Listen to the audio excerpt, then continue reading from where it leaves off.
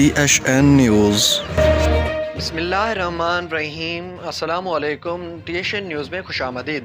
नाज़रीन, लालू रांग खां जहांगीर ख़ास खैली जी रिपोर्ट पेश कजे थी त IBS सखर पारां वतल PST टेस्ट में कामयाबी माणींदड़ बासलाहियत नौजवाननि मानवारनि सर बशीर अहमद ख़ास खैली, सैयद मोहम्मद सलीम शाह, अमानुल्लाह अब्बासी, सिकंदर अली चांडियो, इरफान अली चन्ना, जानिब अली शेदी, रिजवान अली जना, फहद हुसैन मुगेरी, ज़ैनुलाब्दीन तुन्यो ऐं शहजाद अली मुगेरी के उस्ताद जहिड़े अज़ीम पेशे सां सलाह जनती अवाम प्रेस क्लब लालू रांग पारां संदन जे मान में हिकु नंढड़ी पैरोकार तकरीब कोठाई वई।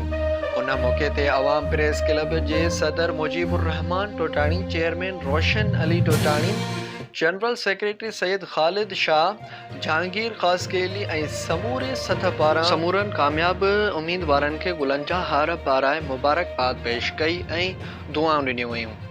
वधीक ख़बरुनि चैनल खां बाख़बर रहण जे लाइ THN न्यूज़ खे ज़रूरु सब्सक्राइब कंदा। अल्लाह निगहबान।